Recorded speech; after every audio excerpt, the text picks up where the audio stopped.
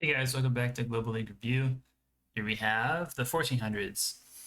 Okay, so we can talk about the players and the map, which is what we normally do.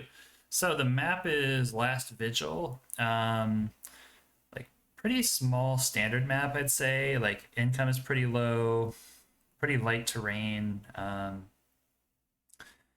of like a fun little map that's feels kind of unique. Um, so both players picked Adder here, which makes a lot of sense. Um, like infantry are great. It's 3 base on a kind of small map, so infantry movement is fantastic. Not a lot of planes for Jake. Roads for Cole, kind of. That could be an option. Although the center is kind of lacking in roads, so it's not the best. Um, but in my opinion, it's worth considering. Let's see who else. Jess, too many infantry for my taste. Let's see who else. Sonya and Grim usually out of the picture. I think they're still out of the picture here. And is that everybody? Okay, but yeah, I kind of agree with these guys. Adder seems great. I've been a bit of an Adder believer lately. He's just yeah, the infantry movement on 2 stars of power can really swing the game pretty immediately. So we can talk about the players for a sec here. So Dead FS is currently in the 1400s range.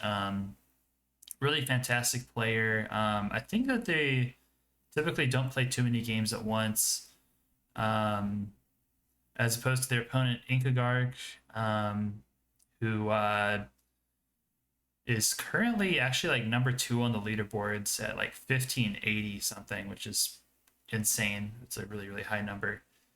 Um, Kind of traditionally came from Fog and then transitioned into Standard, where they've proven themselves to be an excellent Standard player. Um, Sort of in Fog, their flavor has been like they build more artillery than anybody else at the top level.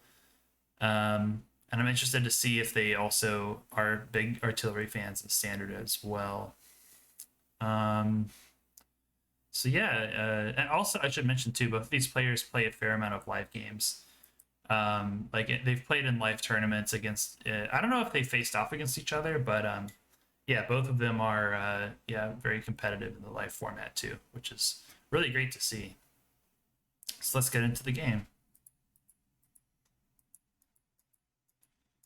Yeah, so the first few moves, I think that there's some goofiness that can happen on this map with the second infantry move from the upper left quarter. Okay, so Inkagark's first infantry move is to the far corner here.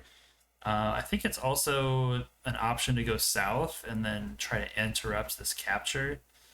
Um, it kind of how that plays out can affect the uh, like it can be affected by the CO choices. So like Kendall here um, can capture forward with this infantry, just even if it's going to get interrupted. Because of the city bonus, Lash is okay with that. Sammy doesn't mind at all. Um, Whereas everybody else kind of has to worry about it. So you can kind of like force the game into a weird state immediately if you are if that fits your game plan.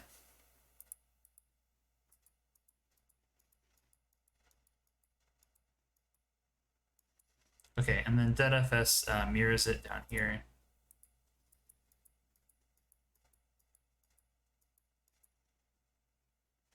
Can actually Inkagark goes for a move for capturing this city here instead of going for this tower chain.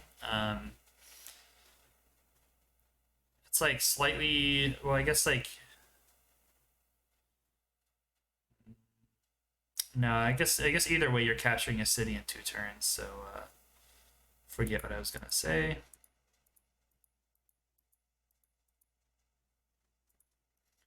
Dead FS goes for the forward move here, which I kind of was more expecting. And then you can kind of go for the tower cap earlier so that you're not getting interrupted, which can be a nuisance. Although it's kind of a temporary nuisance, it's not really a long-term play. Okay, Ankugark actually goes recon here. Interesting. I have not seen recon opener here in like a standard matchup. Let's see what the recon can get done.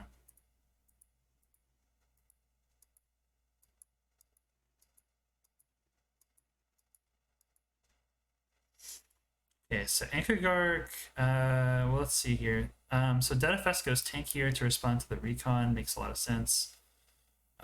Goes to capture tower first. I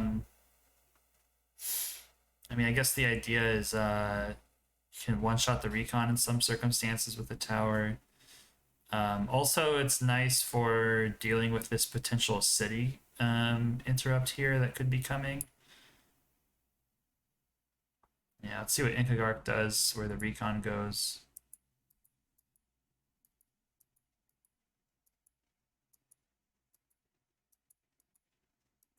Okay, so here's the interrupt going from the tower cap.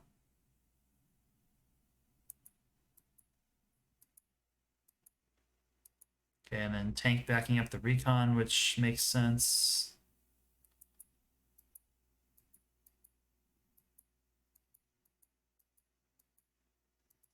And then mirrored attack on the other side.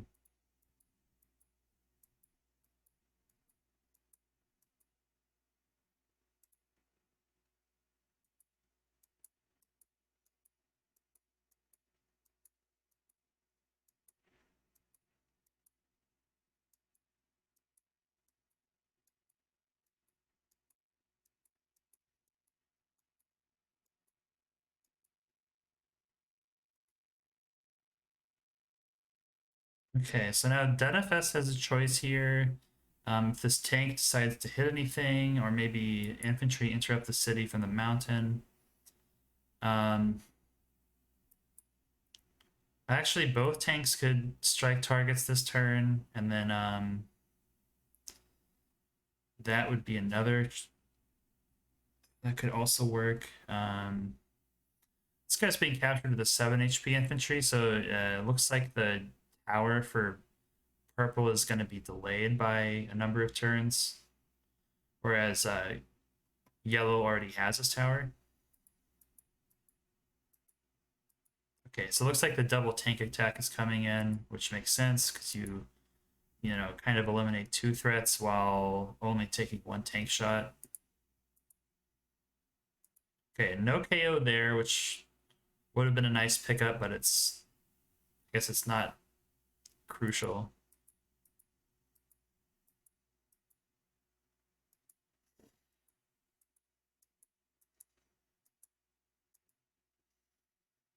Okay, and then another tank, which makes sense, supporting this tank. Um, there's kind of like a chain here, in a sense. So the purple tank wants to hit from the gold city. Um, it gets hit by a tank. If it wants to hit from the neutral city, it gets hit by either tank. So the sort of tank daisy chain by DFS seems to make sense.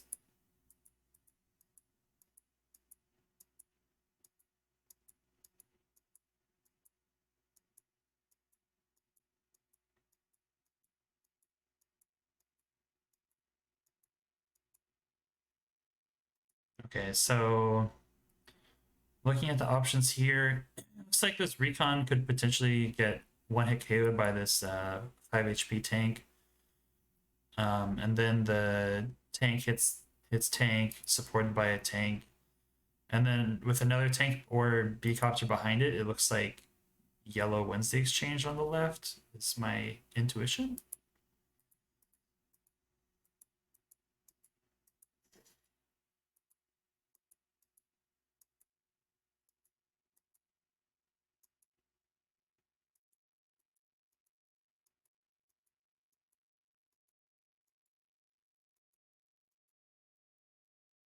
Okay, so now both players are pretty close to CO power, so it becomes a lot more complicated trying to plan turns at this point.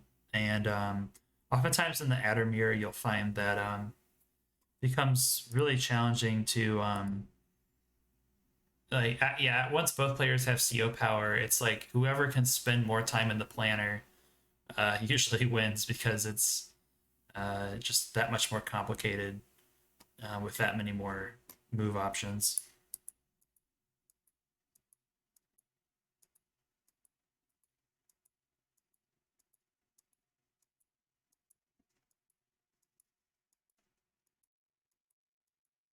Okay, so it looks like ZFS here goes tank from the center base instead of the side base.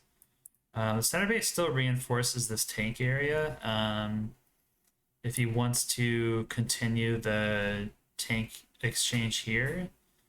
Um, Otherwise, the unit value is such that he could just like retreat and leave this alone and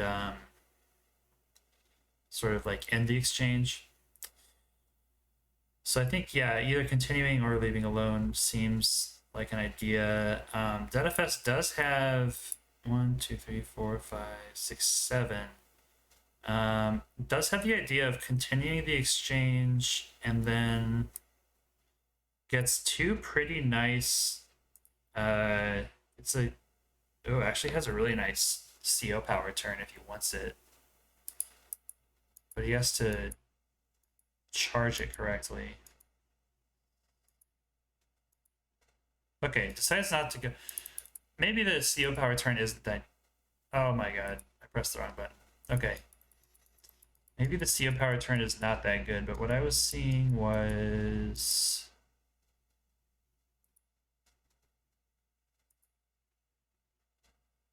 You see this? Okay.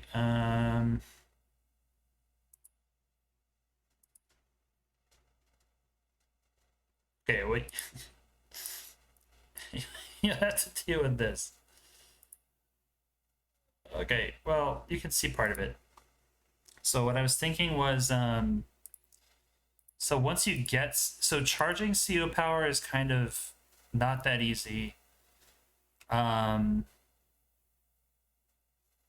think you just have to hit tank from. So let's go tank here, and now you have CO power. So like this, let's say this is a 6-7. And then this guy goes up here. Wrong button. KOs that tank. And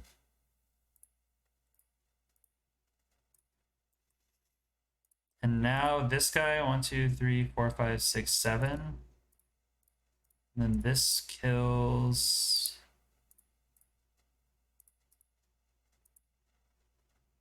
And then you have all these infantry attacks here.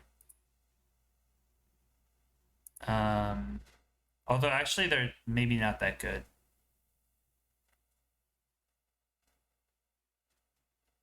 Yeah, actually the infantry attacks here look like they lose. But there's at least this. And maybe it's not worth it. But just figured that I would show that anyways. So instead, ZFS goes for like a healing turn.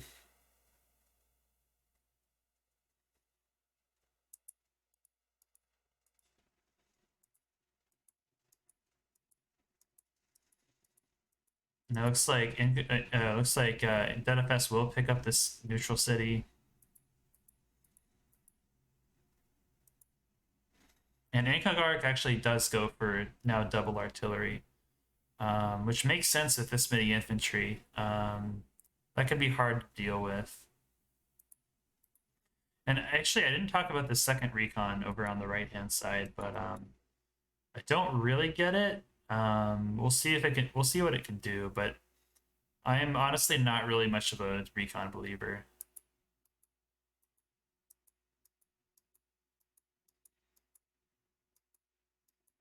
Yeah, and it actually gets hit for free, so It's not a good look for your recon. And it's not like you can trap the tank either.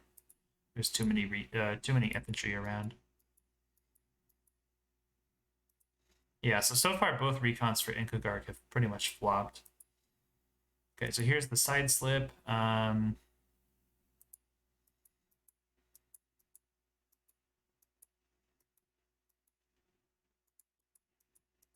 Oh, it's not actually for free. It's because with the side slip it hits. Okay, gotcha, gotcha. I thought that was really weird.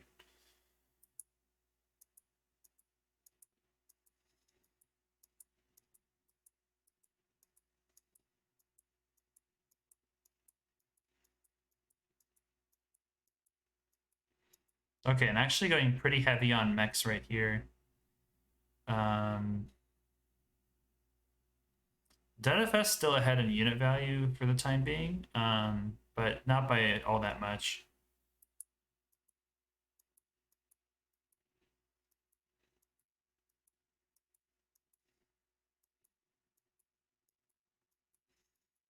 Yeah, I kind of agree with this call of not side slipping into this big army. It would be nice to side slip while the army is has like a standard 100 defense, so that you can get the 2-hit KO onto the city without using a vehicle. I do wonder though if there's an attack here for purple on the right. Okay, looks like probably not.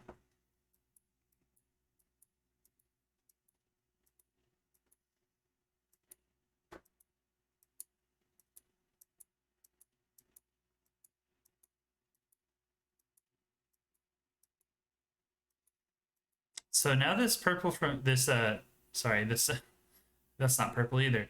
The recon from yellow I think starts to make sense because there's so many mechs on the field, and recon into mech is like a pretty good way of like neutering that defense. So so in this case, I kind of agree with the recon, but the recon on the other side I didn't really understand. Okay, preemptive anti-air here is pretty interesting. I missed that move. I mean, as a wall breaking tool, it's pretty nice. And maybe that's and like I guess preempting the B copter can be nice as well because then you can push further in and you don't have to wait a turn to build an anti-air when you see a B copter pop out. So yeah, I think the anti-air is good for those two reasons. Okay, so here comes yellow's side slip. And with the side slip, the infantry does reach around, so there can be like a pretty big wall clear here.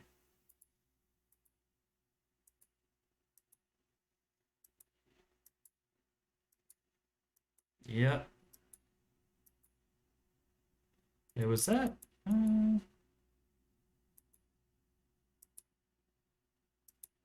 Interesting. So this infantry moves forward instead of the back one. That feels kind of unintuitive, but I wonder if this infantry is going to be used to wall later on.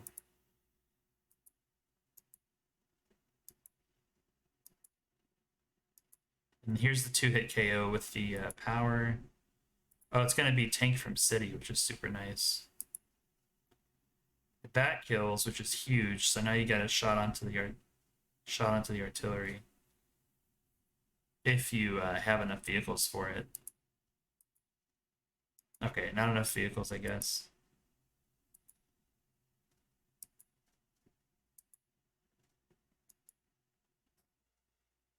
Okay, so the tank was one tile short. Got it.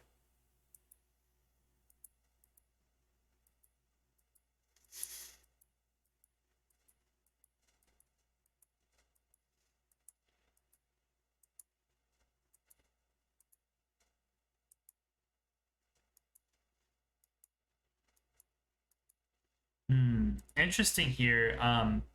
Going for this attack onto the infantry, which to me looks it looks kind of even. It's not really decisive. Whereas I really would have liked to have seen this 8 HP tank. Like I kind of would have liked to see a retreat over like a half retreat over here, just to stay out of range, and then the 8 HP tank that came from here, just like move over to the right hand side to really force the issue on this attack, because there are a lot of tank strikes available and a full HP arty strike.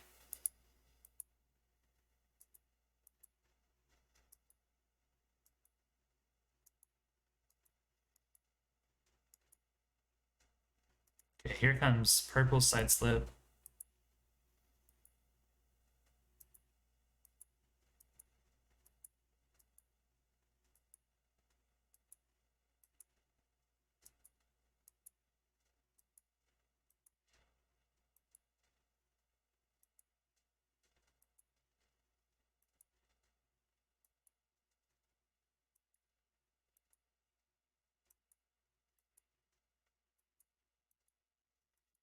So yeah, purple is pretty well wedged into the corner, and it feels like there aren't quite enough tanks in order to break this. So yeah, purple. So yellow kind of seems like they're in a bit of a jam.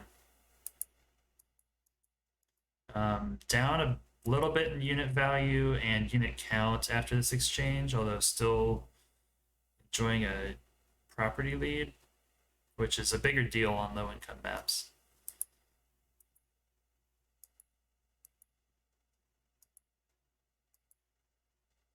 Okay, so breaking that here.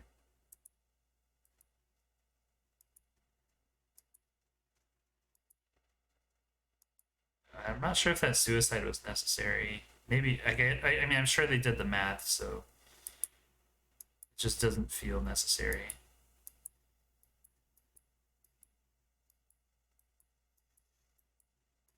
Okay, so this attack looks a little bit desperate, but I think that the key here is that you really, really want these two cities. And if you get both cities out of an attack that's a little bit losing, it's probably worth it in the long run. But yeah, DFS needs two tanks here, stat. Yeah, exactly. You need the two tanks because you're looking just a little bit thin in this area.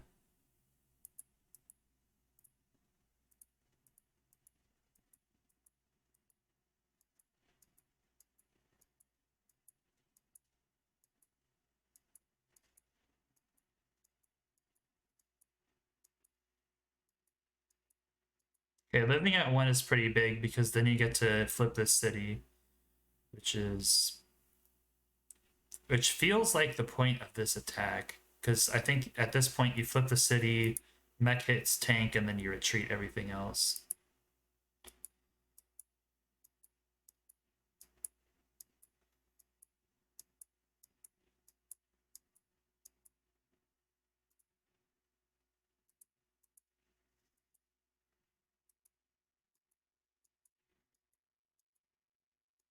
Okay, so the two hit KO onto there.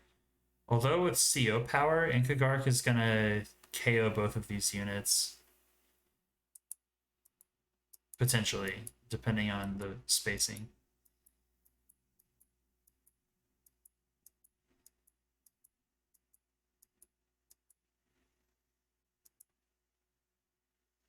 Okay, DFS actually goes mech here instead of tank, which is a little curious what he's saving up for. So one of the things, this is like more of a high level concept, but uh, like it's kind of especially important to spend all your money when you're leading in unit value, especially sorry, army income. So when you're leading in income, you kind of want to like max building is nice because like spending all your money is nice because like you feel the effects of your extra income immediately. Or you know, like saving one turn and then like full buying. But floating 4K like this is a little sketchy when you could have bought a tank, because I think that everyone thinks tank is better than mech um, in this particular situation. So yeah, I guess my intuition is like DFS is probably saving for something, but I don't know what you're gonna buy with 21K. Well, less than 21K, unless if he's going for a medium tank. He's going for a medium tank, that's one thing, but it feels pretty slow. Maybe he's doing medium tank. Like mech medium tank.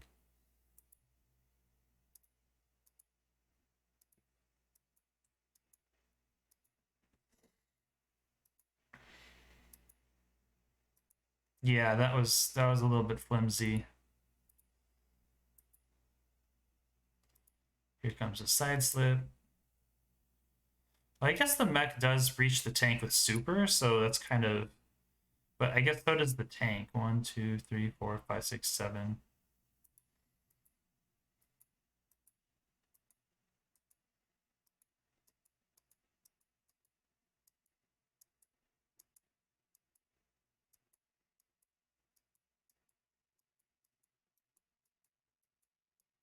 Yeah, that was not a particularly effective retreat.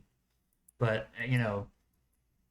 not trying to fault anybody. I'm just saying, as I said before, like when outer powers come into play, it gets really complicated. Okay, and actually goes for CO power instead of super, in which case the mech would have reached the tank. If this was a tank, it would have reached. Just saying.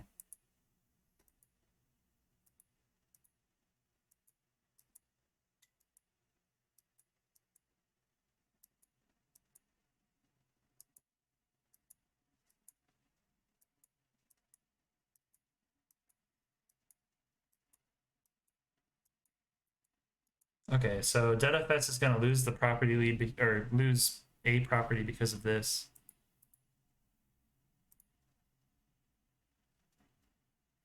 Okay, and then DFS ends up going tank artillery. I think that this tank should have been. I think the mech should have been a tank last turn, so that you would have had even one more tank strike. Because tank artillery just doesn't really.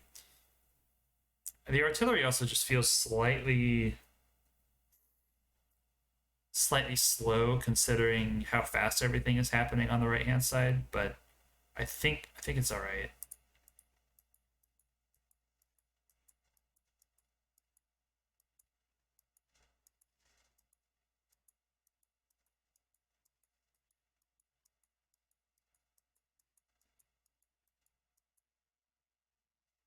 So DFS here, because they CO powered instead of super, the mech gets to sorry, he gets to side slip again, and instead he resigns. Okay. Let's just like take a quick look at the end game, the end state here. Interestingly, it was like a retreat into a resign, which is pretty interesting. I think the main thing that stands out is like DFS is like start of his turn down 11 units. That's a pretty big deal. Um, on the right hand side, he like doesn't have any response to these two mechs. They're both either hidden or like on heavy terrain. He has one tank against two mechs and a tank, so that's totally losing. He really doesn't have a way of keeping the city from getting captured. So like losing another property is really bad. Um, on the right hand side, I think that Inkagark showed how hard it is to force the issue into this HQ when you have two artillery to back it up. I mean, these artillery are wounded, but they're getting back up to full health decently fast. So it's really hard to attack into this, and yeah, DFS just doesn't have any presence anywhere else. So yeah, it feels like there's not much left to do. And I mean, like maybe a caveat: I was kind of giving DFS a hard time for not building a tank here. Um, the difference that would have made. Let's see, can you see this? Okay. Yeah, good enough. Let's turn this into a tank.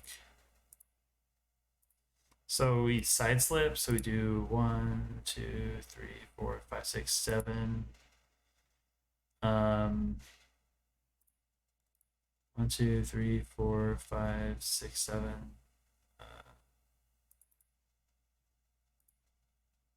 Let's use the anti-air to kill this guy. Get out of the way.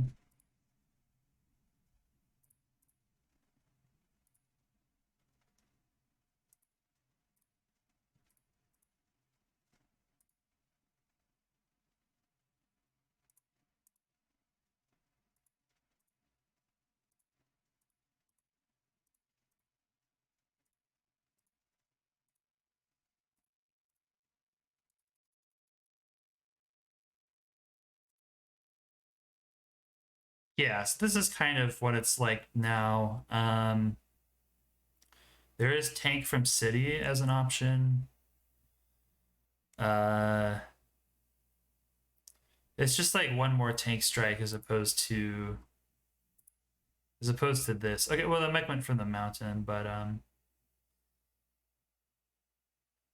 yeah, I mean I guess mine was kind of sloppy, but it's not much improved.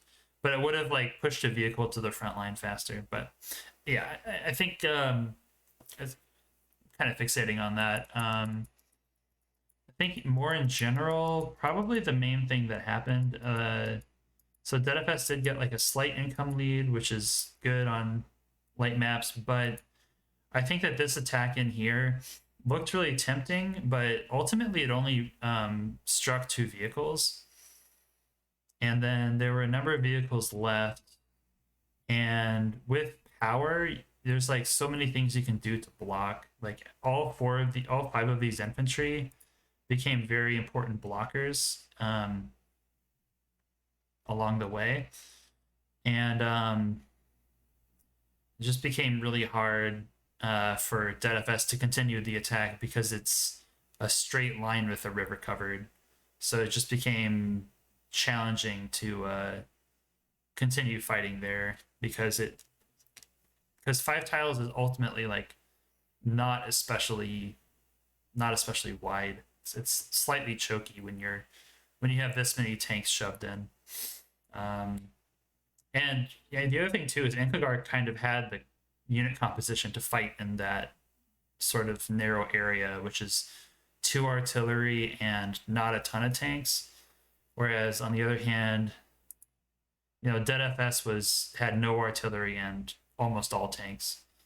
The one anti-air was turned out to be pretty nice, I think, for wall breaking.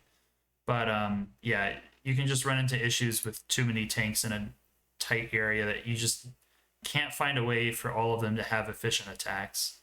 Whereas artillery get to sort of do damage for free and stay safe if you play it right.